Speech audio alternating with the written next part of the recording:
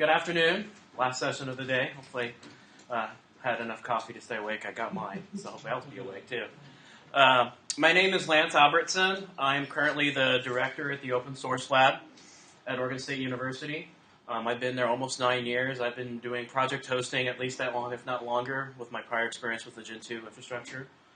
So I've been around quite a while. So I've had quite a bit of experience doing this. So this is kind of like a pitch talk, kind of my experience. And if I want some feedback as well, we'll have definitely time in the end, but you're welcome to interject as well, kind of throughout this. So kind of some session summary of what I'm going to talk about today.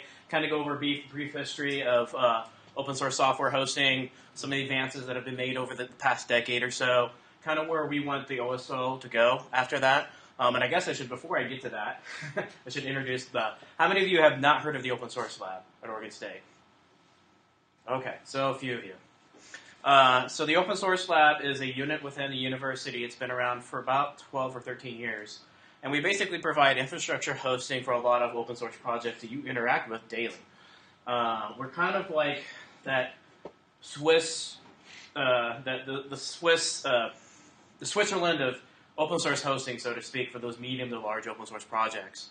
Since we're at the university, we have the neutrality of not having any commitments one way or another. So we host folks like all of the Linux Foundation, all of the Apache Software Foundation is hosted in, I think, 3 or 4 racks there.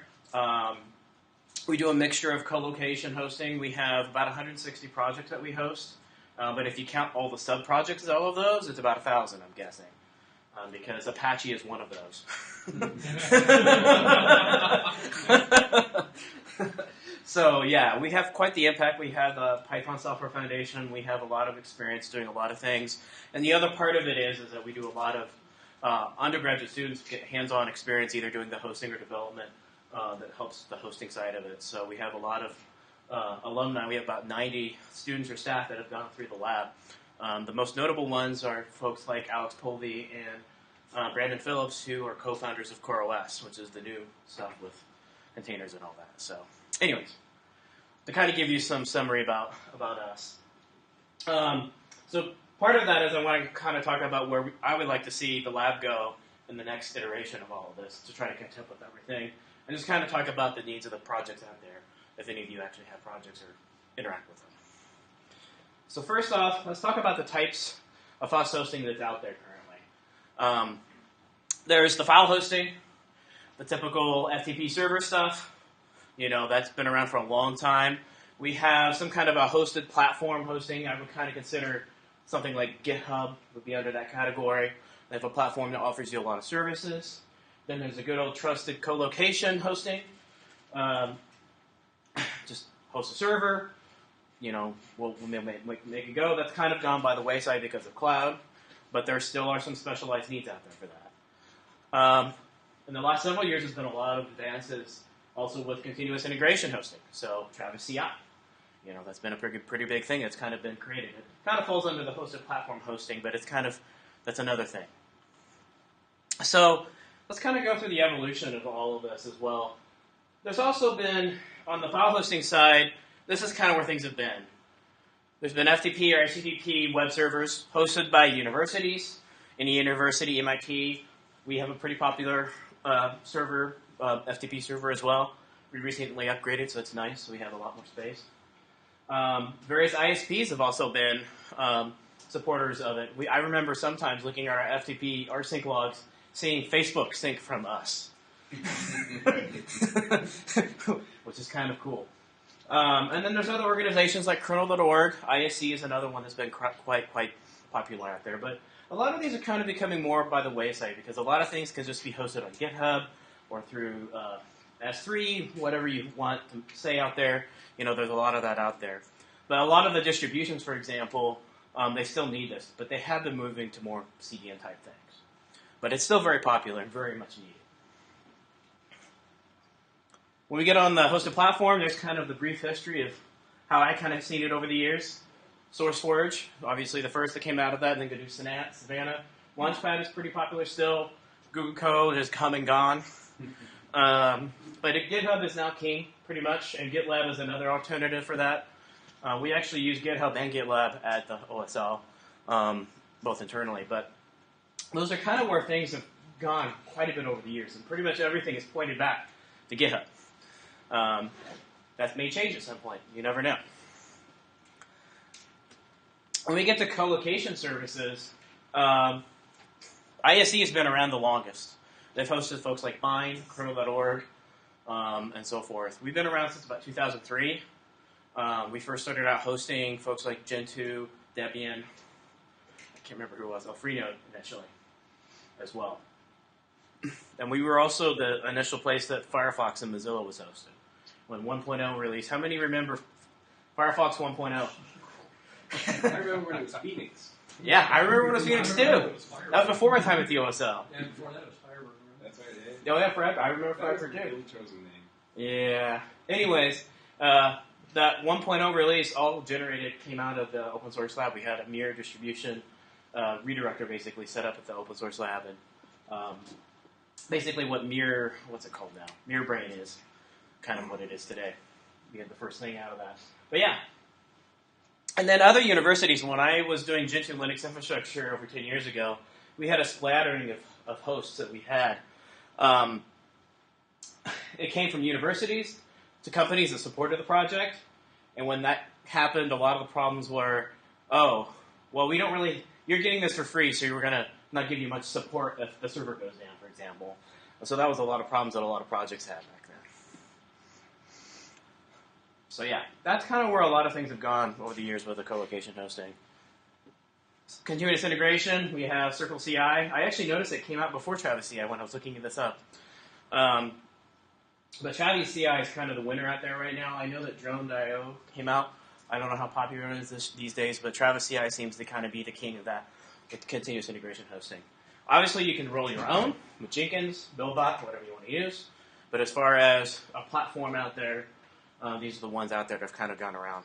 It's a fairly new space, and hosting services comparatively to other things, but we're still seeing a lot of growth, and we're seeing a lot of need from our projects with limitations that some of these services provide that maybe we can fill a niche in. So there's a lot of things going on. That's kind of the evolution of all the FOSS hosting that we've had over the years. At least as I've seen it. Now, some of the major advances, and I've already kind of gone through a lot of this, but GitHub, the big thing, it really pushed the fold, really put the computing needs and the needs of the projects, whether it's issue tracking, mostly just code repository and hosting of things, and made it a lot more flexible. And a lot more, it's really done a lot of awesome things in a lot of projects. Public cloud computing, obviously AWS, a lot of newer projects they can just spin that up, but then they have to pay for it. So that's kind of where we come in. There's a lot more CDN choices out there for projects. A lot of companies like Fastly, who uses a lot of open source software, supports a project. So I know like the PSF, I think pip is actually backed by Fastly for CDN, for example. So a lot of these companies try to contribute back with that, because running a CDN is pretty hard, at least doing it right, and so forth. There's also been a lot of advances in the CI testing platforms that I've already mentioned. And yeah, there's been a lot of major advances. Probably the biggest one, I think, is a tool like GitHub. So for me, sitting at the Open Source Lab, I'm looking at this and thinking, how do I evolve the lab to fit in with these needs? Because in a lot of ways, they've kind of replaced what we needed, which is great. It's great, but there's still some things that we need to look into and help with those. But let's also kind of look at kind of how things have been traditionally, like at the lab, versus kind of what now is with the public cloud. And there's some pros and cons. So if we want to say co-location, just a simple serving, just hosting physical servers. Typically, it's more expensive because you got to buy the servers. But in the public cloud, it's pretty much cheaper initial costs unless you scale up, and then obviously that's where the costs come in. Pretty not that flexible in what you want to do with the hardware and the resources of that, unless you buy a really big machine. But in cloud, obviously, you can horizontally scale quite a bit. But the better thing on the co-location is you can get dedicated resources on that machine, so you're not sharing resources with other customers and things on that. So the performance can vary quite a bit on the public cloud. You have a lot more control if you have your own infrastructure internal. We have some projects that are like that quite a bit. So, for example, Drupal.org very much is in the co-location model. The ASF is in that model. But they kind of run their own private clouds inside of it to do some other things as well. But they have their full control, and we enable them to do that. But yeah, then we get into the fun thing with hardware ownership. This is purely my opinion. There's obviously lots of advantages and disadvantages. Most projects nowadays use some kind of a cloud service to do a lot of things, and that's great. But sometimes things work better if you want to do a lot of build testing and things like that. That's where they kind of get into that situation.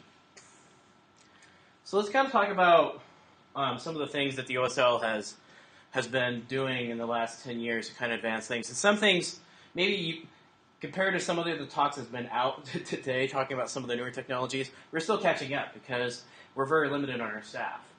We're soft-funded through corporate donations. We don't have any direct funding from the university, and we're primarily driven through students, so that makes things interesting when you're trying to mentor students, teaching them, or putting out fires while also trying to re-engineer everything to do things more better. Probably the biggest thing we've done in the last 10 years is obviously caught up with virtual computing and created kind of our own private cloud. We did that initially, and we still use it with a tool called Gennady, and I'm actually going to talk about that tomorrow, comparing that with OpenStack, which is another tool that we're starting to use.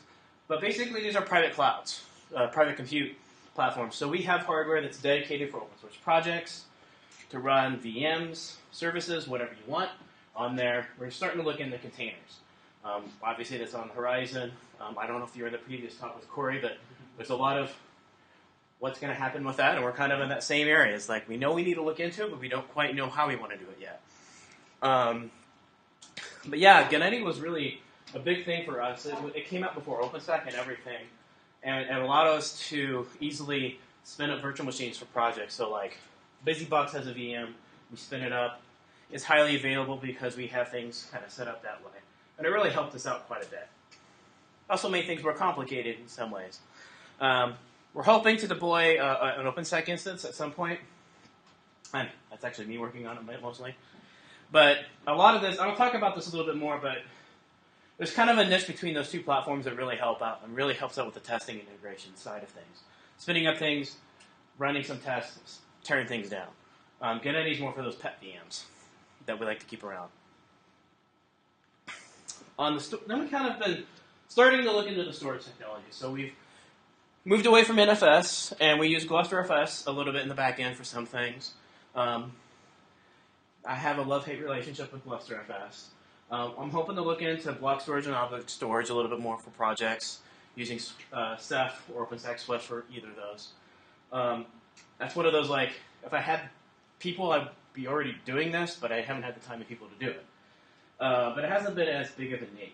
And object storage is really kind of a key thing. That's kind of things like S3 that Amazon has, and enabling projects to host, artifacts in a private cloud that's neutral and hosted at the OSL.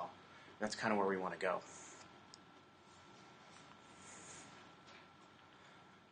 So we've been on the configuration management train for many, many years. We're kind of in that weird boat that some people have often been in, where you're using an old tool and you're converting to a new tool, haven't converted everything over to the new tool. So we still have things running Steam Engine 2, and we are in the process of moving things to Chef. We have some systems that are on Gen 2 versus everything moving towards CentOS and making everything kind of integrated. But we've finally gotten things going really well with Chef. We just haven't had the time and people to kind of complete the whole process. It's painful.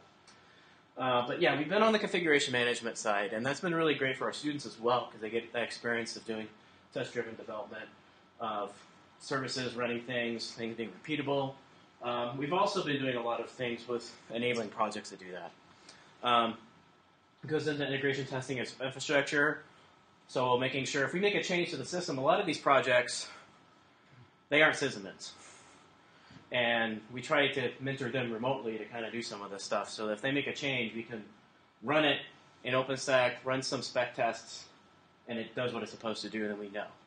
So we're trying to kind of go through that and also teach our students that. We've also been trying to work on scaling up our infrastructure a lot more. That's been pretty nice to do. standardized all of our deployments. Everything has turned into a googly mess of everything. Since we employ students, we are lucky if the students are there for 2 years. Typically what happens is we'll hire them. They'll be there in their second year. They go off to an internship in the summer, come back with a part-time remote gig job at the company they internship with, and then they graduate the following year and move on. And so you have that constant turnover of student X did this to the system, and student Y did this, and then they leave, and then why did we set it up this way? And so we've been really trying to enforce standardizing a lot of these things and come up with standardized ways of deploying things. And we also want to work towards delegating a lot of this infrastructure code to the projects. We kind of started out just managing some systems. Some of the projects we fully manage them. Some of them we just hand off and let them do what they want to do. The ones that we manage, it's great, but then it's a double-edged sword because it means we have to make sure everything works. And then if a project wants us to change something, we have to go through the process of making the change, and some things shouldn't take very long to do. And so we're trying to find ways of delegating the change in their infrastructure if they want. So that's kind of the advances we've gone through over the years. Pretty typical, I think, for any organization, but it's more specific to what we do with project hosting. So this is kind of where I need a little bit of feedback from you, and this is kind of where I've been trying to get. I go to conferences and I get feedback from folks. But what do projects really need? And a lot of what I've been hearing over the years is testing resources. And what that really means is flexible testing compute resources. So whether that means Jenkins, BuildBots, to be able to run and build code, test things that you probably could put on Travis CI, but maybe need a little bit longer to run, or you want to have a little bit more control over it. You want to customize your test integration tools quite a bit.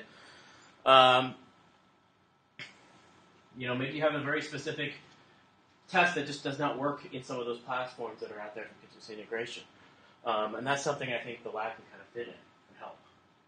And there's also unique testing challenges.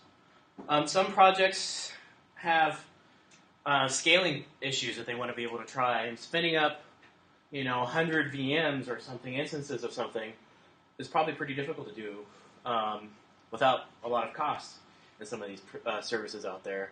And so we want to be able to enable that. And there's also a lot of other architecture issues out there. So there's projects that want to run on ARM, projects that maybe you're wanting it to run on Power. Being able to have access to that hardware is pretty difficult. And so we've kind of enabled a lot of those communities. Specifically the GCC Compile Farm. How many of you have heard of that project? Okay, nobody. So the GCC Compile Farm project is basically this big organization that allows developers access to hundreds of machines all over the world to kind of do compile tests on things with GCC. And so part of it is, does my thing compile on architecture X? And do some tests on it. And so we've basically enabled that project by hosting the hardware. And then they kind of manage the system and do what they want to do.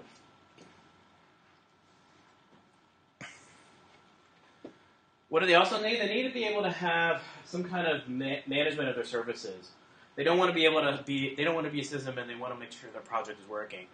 So they want to be able to host some somewhat complex platforms sometimes. Maybe it's Garrett. Garrett's pretty complicated.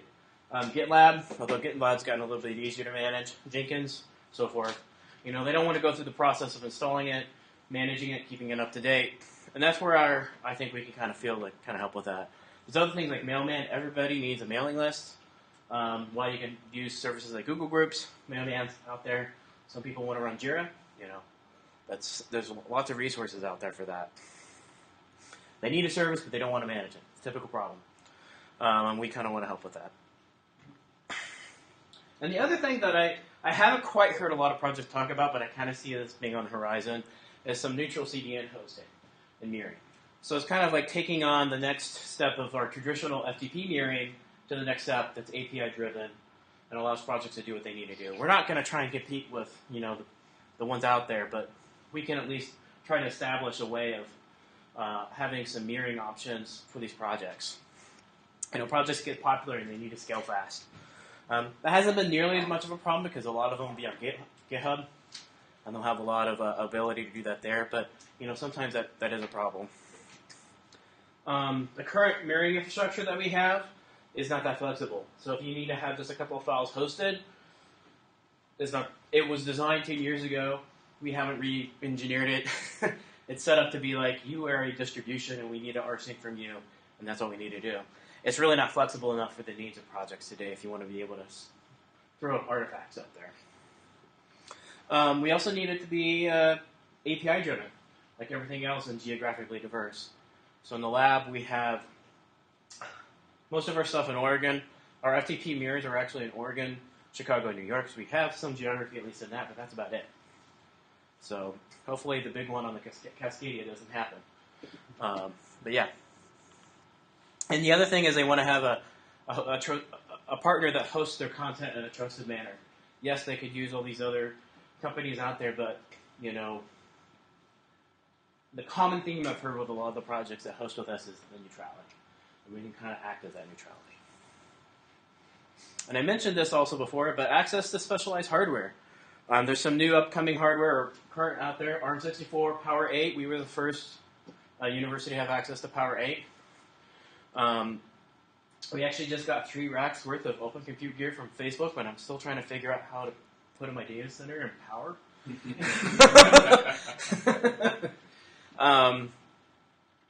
But yeah, it's great stuff like that we're the projects need to have access to.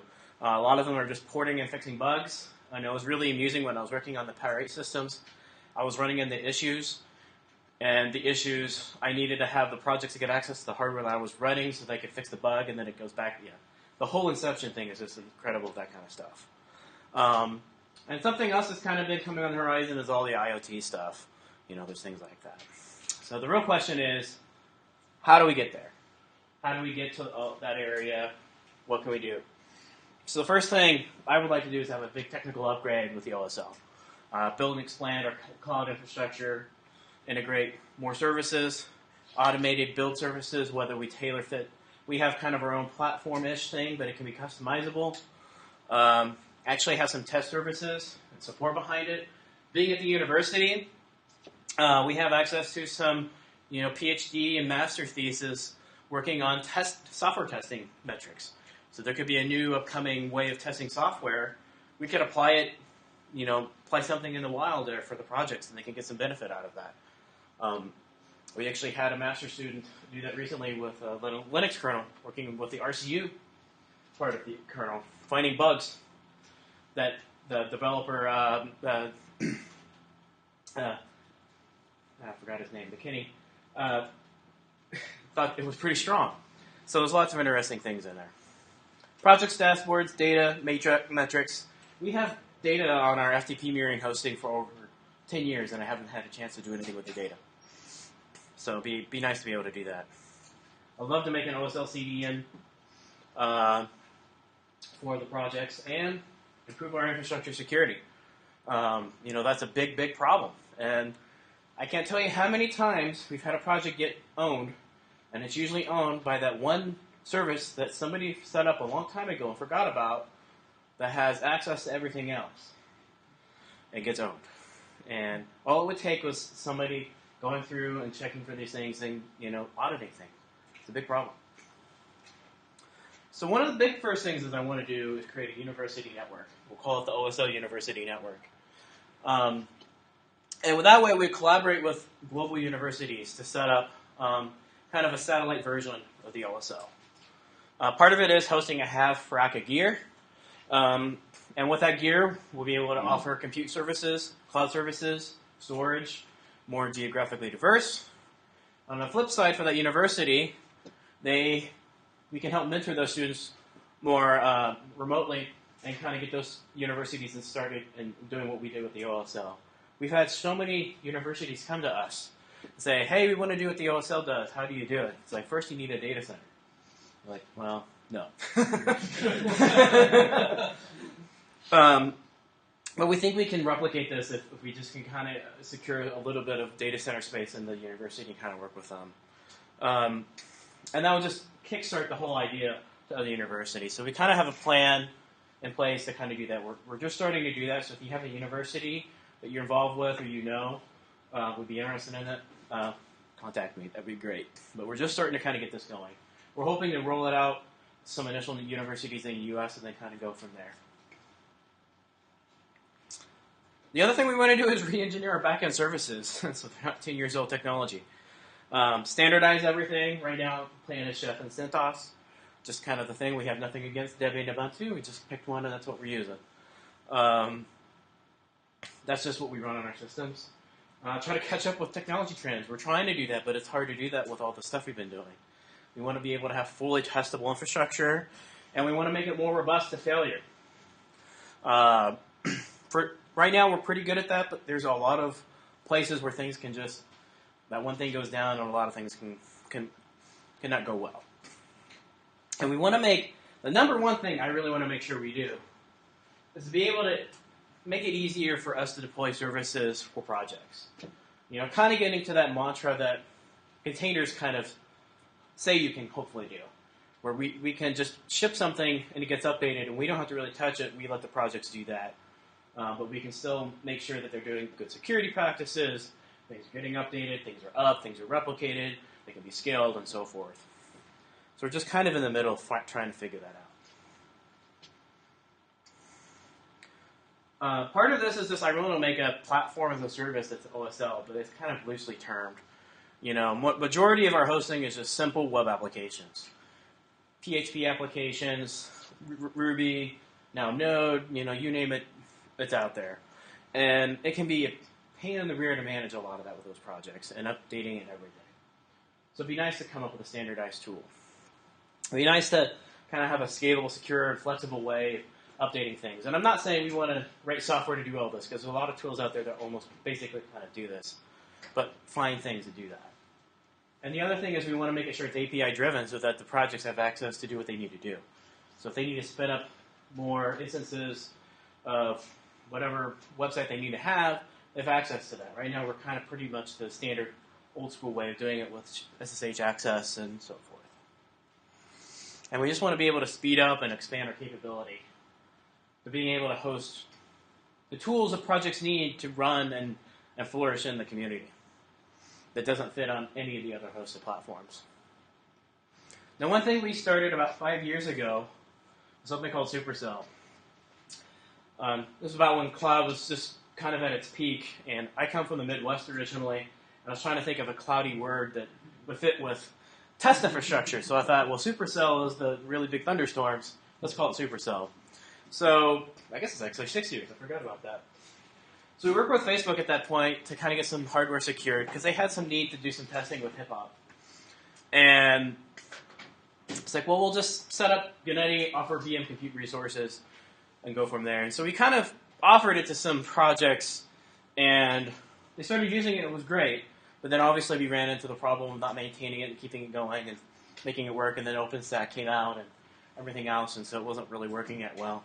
So really what we want to do is re-engineer it, rebuild it with OpenStack, make the system as fast as we can, SSDs, make it easy for projects to get onboarded, hopefully offer pre-built CI solutions so they can just press a button or run a command on the CLI and they can run their whole test suite and they don't have to worry about how to configure everything.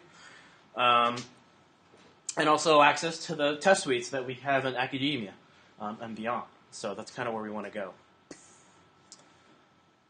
The next thing that we also want to do, and I don't know why this is on the SUPERCELL slide, is we're diving into education more at the Open Source Lab, and this kind of is outside the project hosting, but it's also important because a lot of those students that go through the Open Source Lab come through and really are part of the project ecosystem.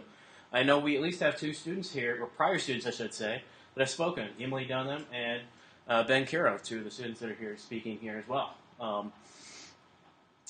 And they came through our education. So what we're trying to do is we're going to work on making an open source track at the computer science department at OSU, which we all know takes time, but we're trying to work on that. We're going to create more online classes that are targeted at DevOps topics. I hate that term, but it covers the gamut of things. We're trying to also diversify the OSL workforce, and we're doing a better job of that. We actually were at 20% women included in the OSL workforce, which is great. And even on the racial side, it's been changing quite a bit, which is great. The other thing that has been really important at OSU and the ECS department specifically is they have a post-bac program. And we're hoping to kind of tap into that. Basically, as long as you have a degree in anything, if you take this online, if you do it full-time, you can get it in a year and get a CS degree. It's really popular to those folks that have maybe gotten a liberal arts degree or some other kind of degree, got out into the workforce, realized IT is really interesting, I want to learn more about it, and I want to make a career out of it. They go to this and go from there.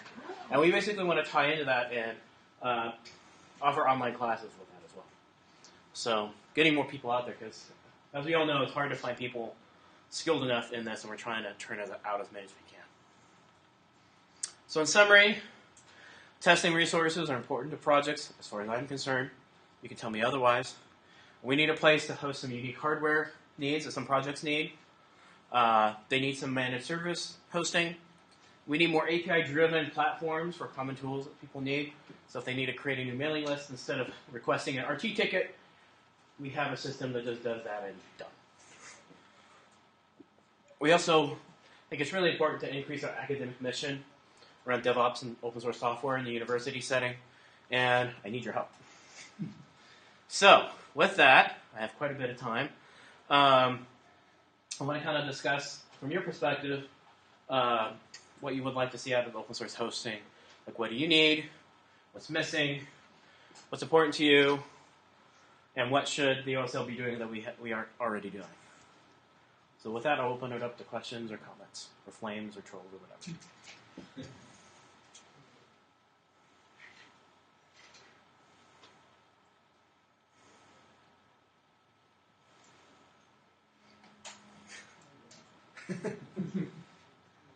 Yeah. Others. So I actually gave a talk in the last hour, and so I'm an adjunct instructor at Rice State University. And I was going to go to that, but then I went to the other one. Cool. So anyhow, but you know, I try to every semester I teach this class. It's a 3,000 level class in the computer science department, and I try to do like a semester-long project. And so I use GitHub, and I run my own Jenkins server for the code that we're working on. I would love it if there was a hosting, because the thing is, none of the hosting solutions out there really meet my needs. So I chose GitHub because it was like the closest starting point, and then kind of came up with a process where I told the students, here's how we're going to use the GitHub issue tracker to kind of, for our project activity and stuff like that. But I feel like there's a lot of pieces missing, and it would be really nice if there was something targeted at, higher education, class level projects. Yeah, that's something we've been looking into. So the last 2 years, I've actually taught a SysAdmin course at OSU, and I've used OpenStack to do the stuff that the class gets to interact with. So I have the luxury of being able to have a data center, but I spun up an OpenStack cluster, and then I created accounts for these students to have access to the OpenStack cluster, so they can spin up VMs and do the class homework. Something that I've been talking with my boss about, who's actually an associate professor there, is like, how do we need to make a tool to make it easier for folks like you to be able to do these types of things. And so that's a problem we know about. We're going to be trying to figure something out with that, but that's kind of one of those things we want to do. We want to make it easy for professors to be able to, I need to have this resource and spin it up, but I don't have to deal with managing it. Yeah. And it just needs to work with what we're trying to do in academia. And so forth. Well, I'll talk to you after. I'd love to be a guinea pig for that kind of thing if you guys ever do that. Yeah, that would be great. I think you had a question or somebody? Have you guys used any VMware stuff or ESXi? Nope, not really. Costs money. We have no money, so. There is a version of ESXi. This was an old one that's free, and it's been a box, but it did require some manual initiation. I'm sure with the automation tools up there now, we could automate it or spin it up and spin it down. But, I know one of the larger projects that we host that I shall not name had several licenses, enough licenses for them to use to power a lot of their infrastructure. It was great at the time, but then the license didn't turn over to a version up, so they had to keep running the old version, and it kept breaking, and they couldn't buy hardware that was supported by it because the newer hardware wouldn't work, and they got into that vendor ballgame. So that's kind of what we've tried to do is stay away from that. We try to eat our own dog food, so to speak, as much as we can. But I'm not a I eat our own dog food, but there's some things we just can't avoid, and sometimes we use proprietary software for what we do. Well, the other thing I wanted to mention was we are hiring. If you're a sysadmin and you like working with open source projects, I have a job opening that Euro goes to that. It closes on May 3rd. It's a lot of fun. We have a lot of fun doing awesome things with projects and working with students. If you like working with students and mentoring things, place to be. So any other questions about project hosting in general? Things I missed?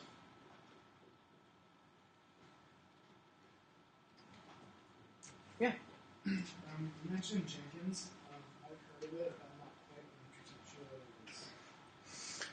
what it is. Jenkins is basically a job queue system that can do anything you tell it to do. So it's a Java application that runs. It has a GUI interface and it has an API interface. And you set up jobs and slaves. So you have a slave that connects to the Jenkins, and you can basically say, at this time, go do this. Or if I get an API thing from GitHub, go run this thing. So it could just be a simple script. You can do whatever you want. A lot of projects, what they do is that's how they build their stuff. So like something gets merged into GitHub or wherever, they'll run the tests. They make sure that it passes. If it passes, it sends something back. If it sends back, maybe another job comes up. It's kind of like a fancy cron almost, but it's much more than that. But Jenkins is really, really useful. It's like if you turn Tim Allen loose on Cron. It's what Yeah. Yeah.